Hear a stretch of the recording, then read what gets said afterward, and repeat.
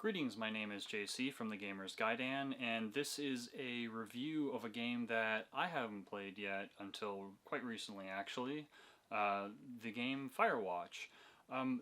So this game originally came out in 2016, and Ian found out that although I really love this genre of game where narrative is kind of its main premise,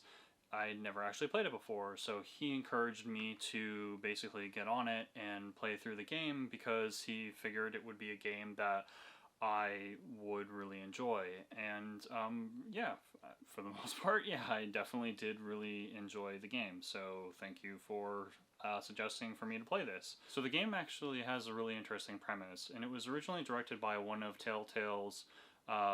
directors and lead writers of The Walking Dead Season 1, Sean Venema. And I thought this was really interesting because he, from what I understand, left after the first season of the video game for Walking Dead and then went off on his own and made this game and has worked on some other projects since, but yeah, this was something that he worked on. I don't really know exactly who this person is or somebody followed, but knowing that it was from a writer from a game that I really enjoyed, it kind of intrigued me a little bit more on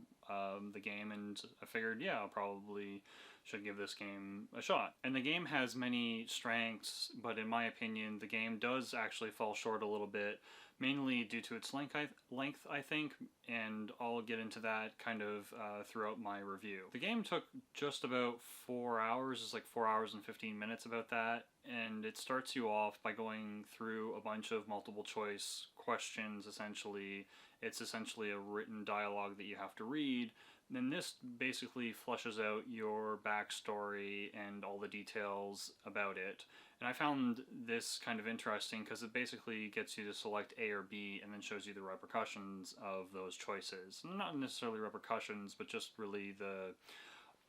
results of your choices. And I thought that this was actually a really interesting take on a way to direct a narrative for a character's background, because most of the time either they set you in the past and they get you to play it and they don't really fully flesh it out and more of it is revealed over time, but instead they sort of really fleshed out your entire background at the very beginning of the game in the first 10 minutes. And it kind of laces back and forth between you walking to the tower where you're going to be working for the summer and some of these events that are, like I said, just dialogue that you read. And I thought that this was part of its weakness, and the reason why I say that is, though I really enjoyed I really enjoyed the concept and idea of this, the presentation of it was kind of lacking. I feel that if this was essentially more of the situation of like you actually were walking around and talking with them, even if it's really short clippets and scenes, that it would have had more of an impact, especially since the game did so well with its voice acting. And irregardless of that, it is still a very interesting take on the development and how to create a narrative for the character in the game that you play, because the game's main focus is the interaction between the main character, Henry, which you play, and Delilah through these CB radios. And Delilah is another park ranger that is situated essentially near you, relatively anyway. It's fairly far, and you never actually fully see them, but you can see like the silhouette of their watchtower in the distance. The game, as it unfolds, is basically you continually interacting with Delilah through these CB radios. So right away in the first section, where you're kind of setting the background of the character or learning it in any case, you basically learn how Henry meets his wife and that she essentially eventually has developed dementia. Henry tries to cope with the stresses and decides to leave and take a job as a fire watcher in Shushan National Forest in Wyoming, and because I guess that's basically what you do. I don't know, I felt that was kind of odd. It's not something that I would do, but it at least set the character mindset for me, so I kind of knew how to sort of roleplay the character going into the game, which was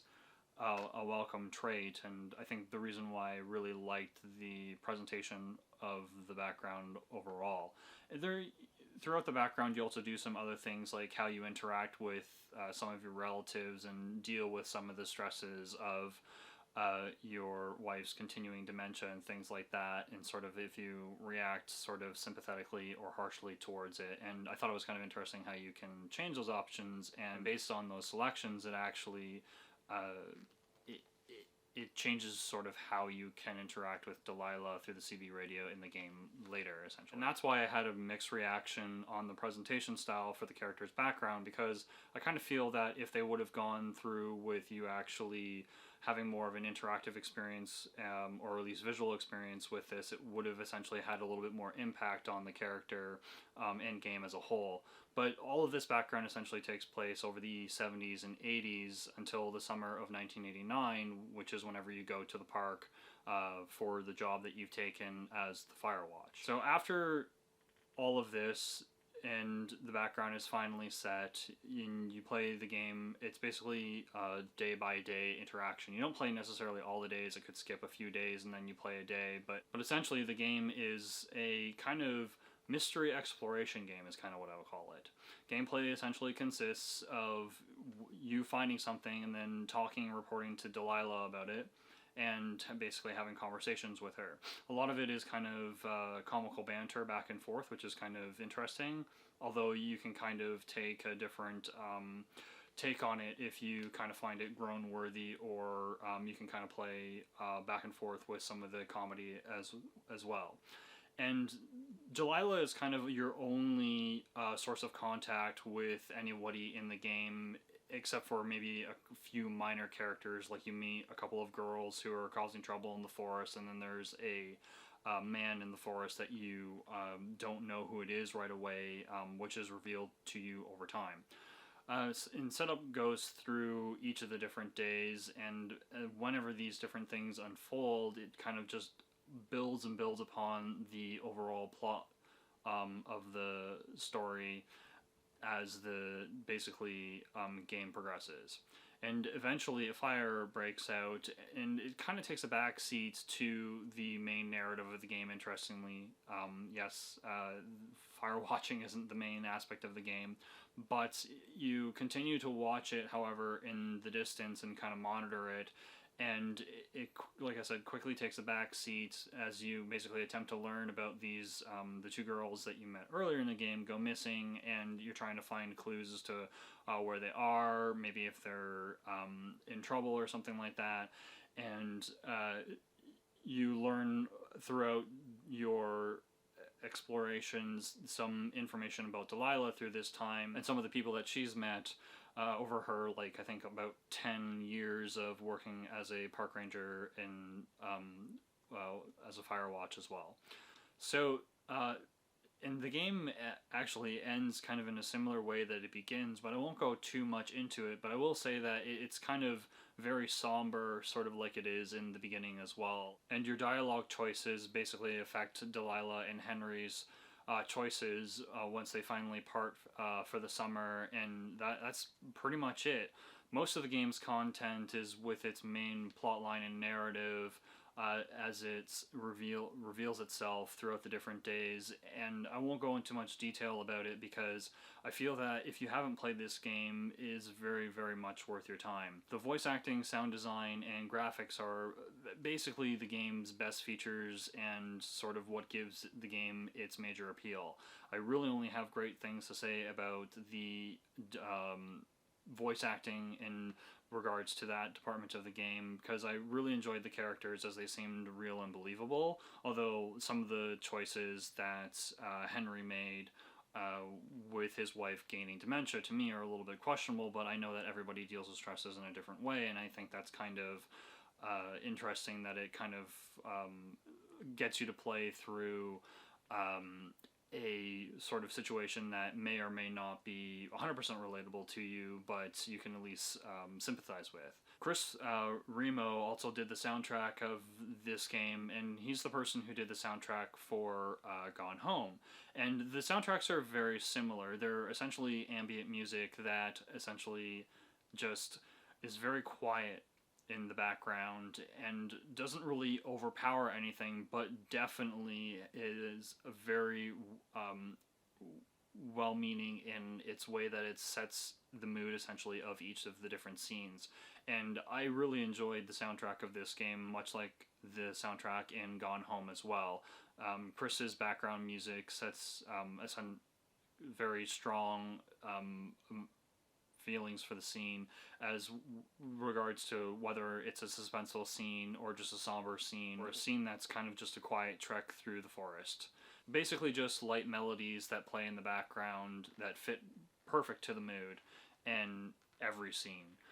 The wind blowing in the background of the forest and the silent background noises as well were a very welcome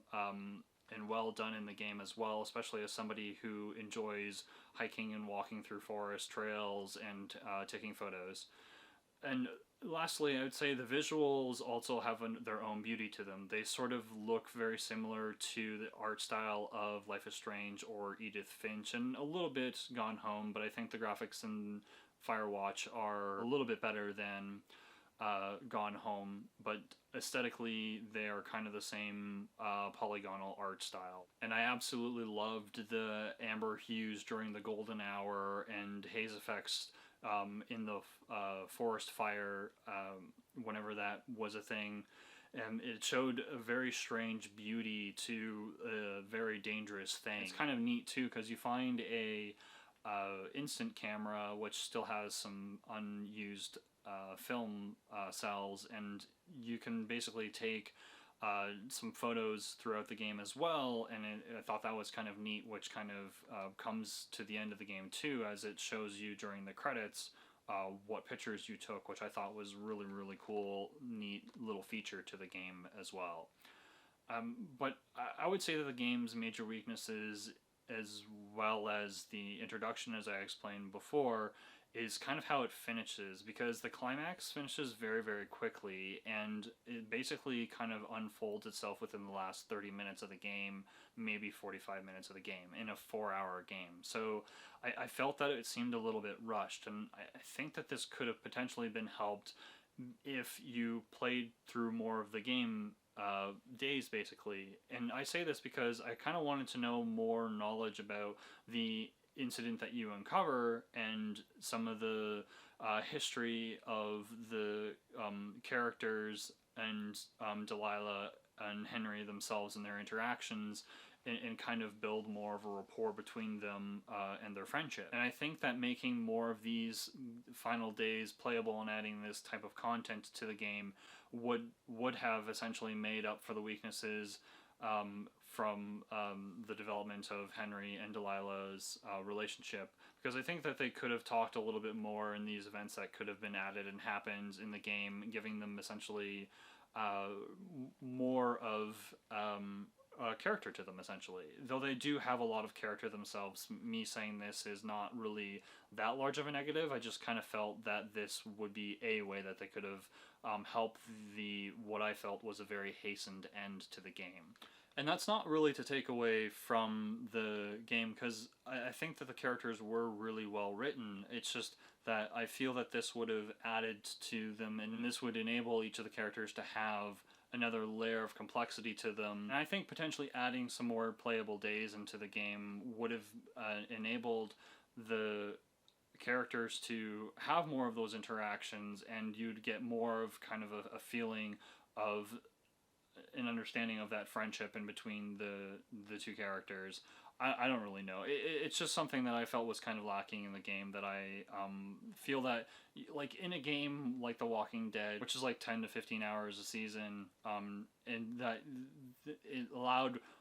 more time to develop the characters, and that's kind of what I'm saying, is that if this game was maybe closer to 6 to 8 hours instead of the 4 hours, then they would have been able to develop the characters a lot further, and just learn more about them, because that's truly what this game is about the characters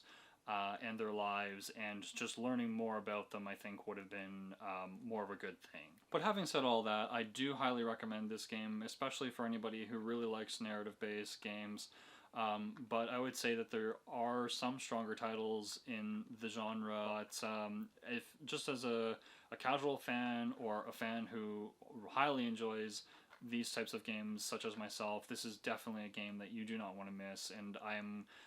kind of bummed out that I missed this the first time around, but I'm very glad that Ian had encouraged me to play through this game because, yeah, like I said, highly enjoyed it, and I do recommend this game. But anyway, that's my take on the game. I'd be interested to see what your take on the game is. Did you really enjoy the game, or did you also find the game lacking in some regards as well? Let me know in the comments down below. And if you made it this far and liked this video, help us out by hitting the like button, and if you like the content, feel free to subscribe, as we release a hour-long podcast every Wednesday, and videos kind of like this, and some retrospective and reviews every Mondays and Fridays from Ian and myself. Anyway, I hope you enjoyed, and we'll see you in the next video.